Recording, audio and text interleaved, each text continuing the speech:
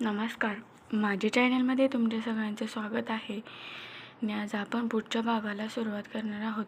पण कॉलेजला निघाली. द्विती ही 12वीला होती. ती कॉलेजला आली तशी तिला गेट बाहेरच तान्या भेटली. तान्या ती द्वितीची बेस्ट फ्रेंड. दोघींनाही खूप सौंदर्यावरती गर्व होता. दोघीही कॉलेजमध्ये खूप जास्त गर्विष्ठ होत्या. दोघींनाही पैशाचा माज भरपूर होता. तान्या ही एवढी श्रीमंत नव्हती, द्विती एवढी, पण दोघींचेही विचार जुळत होते म्हणून दोघीही बेस्ट फ्रेंड होत्या. तशी पण तान्या द्वितीच्या पैशावर उड्या मारायची. तान्याने द्वितीला पाहिले तसं तिने आवाज दिला, हाय द्विती, आज खूप उशीर झाला. द्विती तिच्याकडे पाहत बोलते, आई, अरे हा आज घरात पूजा होती ना म्हणून वेळ झाला. तेवढ्यात तान्याने तिच्या हातातला ब्रेसलेट पाहिला. तसं तान्या बोलले, वाव, नाईस ब्रेसलेट, खूप जास्त कॉस्टली वाटतो. द्विती एक तिरपी स्माईल देत देत बोलते, हां यार, फक्त 1 crore. आणि मला भाईने गिफ्ट केलाय ग. 2 दिवसापूर्वीच हे पॅरिसमध्ये लॉन्च झाले. मी फक्त स्वप्न बघितलं आणि भाईने लगेच पूर्ण केले. ती ॲक्शन करत बोलत होती. तान्या बोलते, हो यार, तुझा भाई पण ना तुझ्यासाठी काय नाही ते करतोय. तशी पण तू त्याची प्रिन्सेस आहे. द्विती बोलते, यार, असा भाई भेटायला नशीबच लागते. तान्या बोलते, हो यार, जाऊ दे, भैया नाही पण सय्या. ती एवढंच बोलते, तोंडातले शब्द तोंडातच ठेवते. तिला म्हणायचं होतं, भैया नाही पण सय्या तर होऊ शकतो ना. तान्याला पण याक्षित खूप आवडत होता. ती त्याला भेटण्याच्या बहाण्याने खूप वेळा ऑबेरॉय मेन्शनमध्ये गेली होती. पण आतापर्यंत याक्षित तिला एक वेळाच दिसलेला. ते पण याक्षितने एक नजर पण तिला पाहिले नव्हते. याक्षितला तसंही मुलींमध्ये इंटरेस्ट नव्हता म्हणून तो पाहत पण नव्हता. आणि तसंही ती त्याच्या प्रिन्सेसची फ्रेंड होती म्हणून तिच्यासोबत काहीच गलत करायचा पण विचार करू शकत नव्हता. द्वितीने इंट्रोड्यूस केले आणि पण याक्षितने एक वेळा पण पाहिले नव्हते आणि तसंच बाहेर निघून गेला होता. आणि तान्याने जेव्हापासून त्याला पाहिले होते तेव्हापासून तिने ठरवलं होतं का याक्षितला फसवायचं म्हणून. कारण तो तर होताच हँडसम, पण त्याच्याकडे अमाप संपत्ती होती, अमाप पैसा होता. भाई नाही तर सय्या हे शब्द बोलताना द्वितीने ऐकलं नव्हतं. कारण तिचं लक्ष दुसऱ्याकडेच होतं. तान्या बोलते, चल मग जायचं क्लासमध्ये. द्विती पण होकार देते आणि क्लासमध्ये जायला निघतात. कॉलेज सुटल्यानंतर द्विती तान्याला बाय बोलून तिच्या आवडत्या लंबोर्गिनीमध्ये बसून निघून जाते. द्वितीला रोज घ्यायला गाडी यायची. तान्याचे पप्पा श्रीमंत नव्हते, पण तरी पण कॉलेजमध्ये दाखवण्यासाठी त्यांच्या घरात फक्त एक गाडी होती. ते पण तिचे पप्पा घेऊन जात असायचे. तरी तान्या त्यांना सांगून रोज घ्यायला बोलवायची आणि सोडवायला पण लावायची. द्विती गेल्यानंतर एक साधी अशी कार घ्यायला येते. तेवढ्यात तिथे एक मुलगी येते, एकदम सिंपल, साधी, सरळ, सोज्वळ, दिसायला सुंदर. तिचे डोळे निळे होते, गालावर पडणारी खळी आणि तिचे केस खूप लहान पण नाही आणि खूप मोठे पण नव्हते.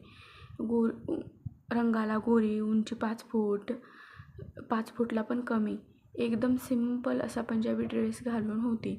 जवळजवळ तो ड्रेस 5-6 वर्ष कोणीतरी वापरलेला होता आणि तिला व्यवस्थित फिटिंगमध्ये येत पण नव्हता. पूर्ण ढगळा येत होता.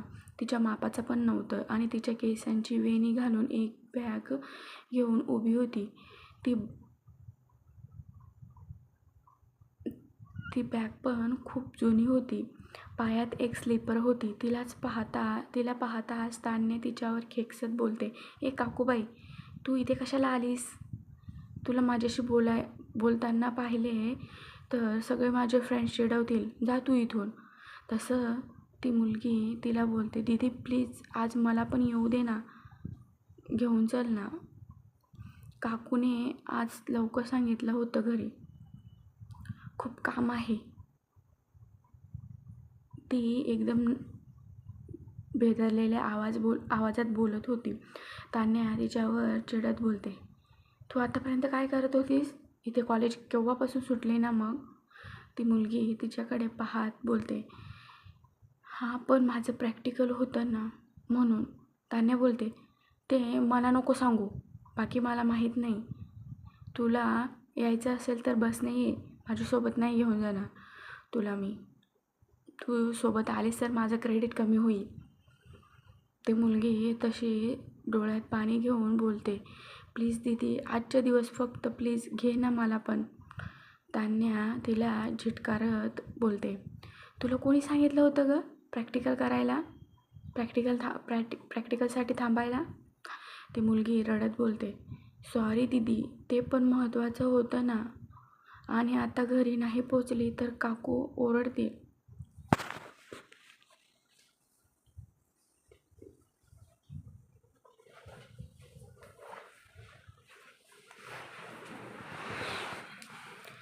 तरीही तान्या तिचा एकही शब्द ऐकून न घेता तिला बाजूला ढकलत गाडीत बसून निघून जाते. ती मुलगी फक्त रडत त्या जाणाऱ्या गाडीला पाहत होती. तर ही ही ही आहे आपल्या कथेची हिरोईन, अहिल्या अहुजा. चला एक वेळा हिरोईनच्या फॅमिलीची ओळख करून घेऊया. आजी लीलावती, मोठे काका सुभान, काकी आरती, मुलगा विहान, छोटी मुलगी तान्या, छोटे काका हार्दिक, काकी गायत्री, त्यांची मुलगी आयशा आणि अहिल्याचे पप्पा म्हणजे सुमेध अहुजा. अहिल्याचे पप्पा हे लंडनला राहत होते. ती 5 वर्षाची असतानाच तिची आई वारली. म्हणजेच त्याला कारण पण तिचे पप्पाच होते. कारण तिच्या पप्पांचं बाहेर अफेअर चालू होते. तेही लंडनला राहत होते आणि तिथल्याच एका रहिवासी मुलीसोबत सुमेधचं अफेअर होतं. तिच्या आईला हे पाहून सहन नाही झाले आणि तिने सुसाईड करून घेतले. तसं सुमेधने 15 दिवसांनीच लगेच लग्न केलं त्या मुलीसोबत. आणि अहिल्या फक्त 5 वर्षाची होती. तिची सावत्र आई तिला सांभाळायला तयार नव्हती. म्हणून सुमेध तिला घेऊन इंडियाला परत आला. इंडियामध्ये त्याची फॅमिली राहत होती. आई आणि 2 भाऊ होते. म्हणून त्याने अहिल्याला त्यांच्याकडे सोडवायचं ठरवलं. अहिल्या खूप लहान होती, तिला राहायचं नव्हतं आणि घरचे तिचे काका पण तिला ठेवून घ्यायला तयार नव्हते. पण सुमेधने 10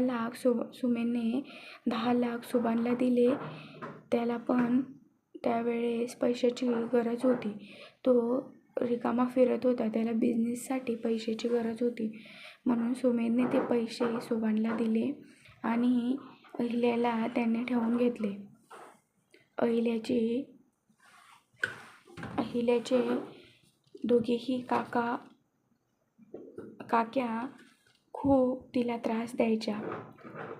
खूप काम वगैरे करून देत.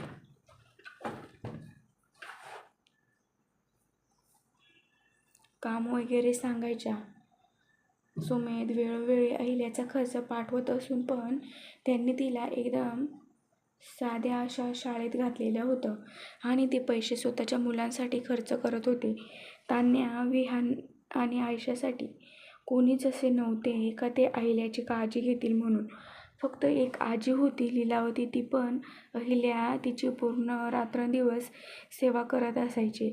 आणि लहान काका हार्दिक जे अपंग होते हातात. सुमेधने 10 लाख दिले तेव्हा सुभानने एक छोटा बिझनेस सुरू केला. आतापर्यंत 10-12 वर्षात चांगला झाला होता तो बिझनेस. अहिल्याला कधीच बोलणं करत नव्हती तिच्या पप्पांसोबत. तिला बोलायचं राहत होतं, पण तरी नाही. अहिल्याला त्यांनी खूप भीती दाखवून धाकात ठेवले होते. तिने खूप मेहनत करून 10वीला पहिली आली आणि तिला त्याची स्कॉलरशिप भेटली. त्यातून तिचं ॲडमिशन एका मोठ्या कॉलेजला झाले, जिथं तान्या आणि द्विती त्या कॉलेजमध्ये होत्या. द्विती, तान्या ह्या 12वीला होत्या आणि अहिल्या ही 11वीला होती. म्हणजे जेमतेम त्यांचं वय तान्या आणि द्वितीचं 18 होतं आणि अहिल्या अजून 18 पण कंप्लीट नव्हती. आयशा ही मोठी होती म्हणून ती CA करत होती आणि विहान हा पण बाहेर देशात शिकत होता. अहिल्याला खूप शिकून मोठं व्हायचं होतं. तिला तिच्या पप्पांसोबत जाऊन राहायचं होतं. तिला खूप आठवण यायची, पण ती कोणाला सांगून पण शकत नव्हती. आणि आजी लीलावती होती ही तिचं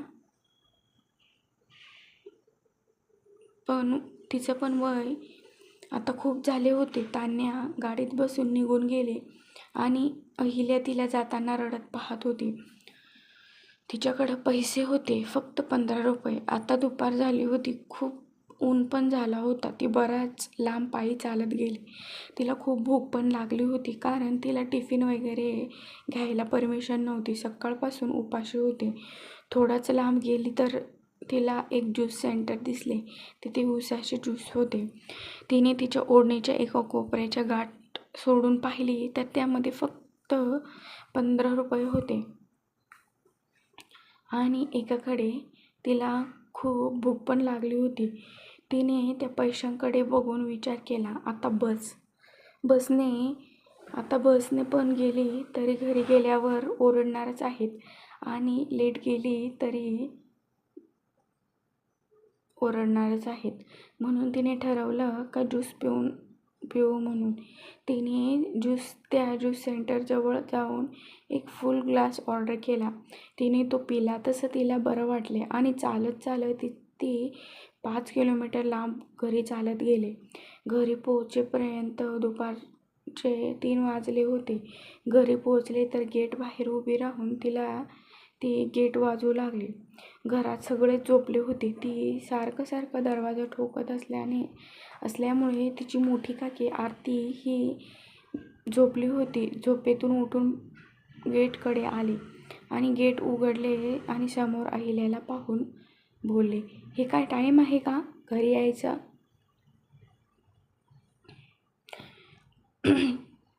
तसं अहिल्या बोलली, सॉरी. ती नर्वस होत घाबरलेल्या अवस्थेतच दिसत होती. आरती तिच्याकडे पाहत बोलते, पण महाराणीला एवढा वेळ झाला तरी कसा? मी तर तुला लवकर यायला सांगितलं होतं ना? तसं अहिल्या गेट बंद करत सॉरी बोलते सॉरी मी तेवढ्यात आरती बोलते, ते मी सोड, चल घरात. किती ऊन पण आहे आणि एवढ्या उन्हात आली, दुसऱ्याची पण झोप मोडून करून ठेवते. आणि एवढं लेट कशी झालीस तू? ते आता लिव्हिंग हॉलमध्ये होत्या आणि समोर तान्या आणि तिची लहान काकी गायत्री पण होती. आरती तिच्याकडे पाहत बोलते, एवढं लेट का झाले? तुला यायला इथे धर्मशाळा नाही आहे, समजले ना? तेव्हा अहिल्या तान्याकडे पाहत बोलते, ते मी दीदीला सांगितलं होतं ना, प्रॅक्टिकल होतं म्हणून. आरती तान्याकडे पाहते. तसं तान्या चिडत बोलते, आता मी काय हिचं काम करत बसू का? तिला नाही सांगता आले सकाळीच तुला? तिचं बोलणं आहे कोण? आरती काही बोलणार तेवढ्यात गायत्री बोलते, पण ठीक आहे प्रॅक्टिकल होतं, पण तरी एवढा वेळ? तसं अहिल्या खाली मान घालून बोलते, ती मी चालत आली ना म्हणून. तसं आरती तिच्याकडे पाहून ओरडत बोलते, चालत आलीस म्हणजे तुला काय म्हणायचं आहे? आम्ही पैसे देत नाही का? तू मुद्दाम करतेस ना हे सगळं लोकांना दाखवण्यासाठी?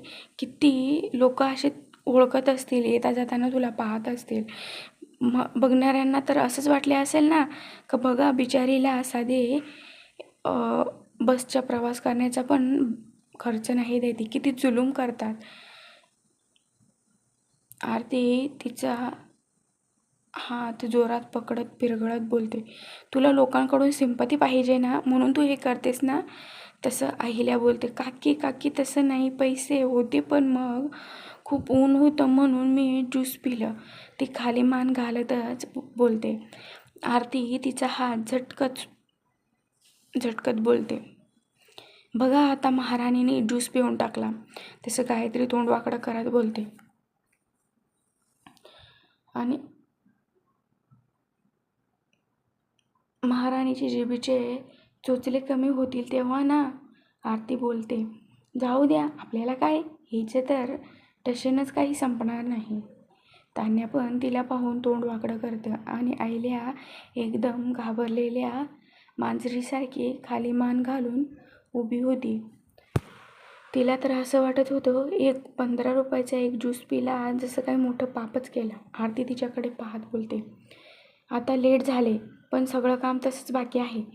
ते कपडे किचन आवरायचं बाकी आहे, तेवढं लवकर आवरून घे. आणि घराला पोचा पण मारायचा बाकी आहे. आणि हो, ती तुझी आजी उठली ना तर अजून तिची सेवा करायला लागेल.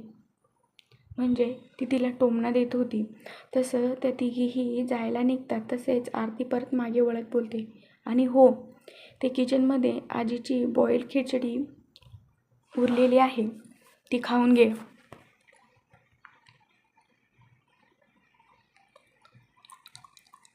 अहिल्या फक्त होकारार्थी मान डोलावते. तिला इथे या घरात आजपर्यंत तिच्या मनासारखं काहीच खायला भेटलं नव्हतं. कधीच तिला कपडे नाही, काहीच नाही. अशा आयशा तान्याचे यांचेच कपडे आजपर्यंत ती वापरत होती. ते जाताच अहिल्या किचनमध्ये जाते. तिला खूप भूक पण लागली होती. गॅसवर एका पातेलीमध्ये खिचडी होती. ते पाहून तिला खूप आनंद झाला होता, कारण तिला कधी जेवण भेटायचं तर कधी भेटत नव्हतं. शिळं वगैरे खाऊन दिवस काढत होती. ते पाहून तिला रडायलाच येतं. ती खिचडी घेते आणि तिथेच एका बाजूला खाली बसून भिंतीला टेकून बसली होती आणि खिचडी खात होती. खिचडी पोटात जाताच तिला एकदम भारी वाटली. तिला त्यामध्ये 2-3 घास खाल्ल्यानंतर त्यामध्ये झोपेचे डुलकीच येऊन गेले. तिथलं बसल्या बसल्या तिचे डोळे झाकले जातात. पण 5 मिनिट होताच ती खडबडून जागी होते. हा भाग तुम्हाला कसा वाटला कॉमेंट करून नक्की सांगा. माझ्या चॅनेलला सबस्क्राईब नक्की करा, लाईक करा, शेअर करा, कॉमेंट करा आणि चॅनेलला सबस्क्राईब नक्की करा. थँक्यू, धन्यवाद.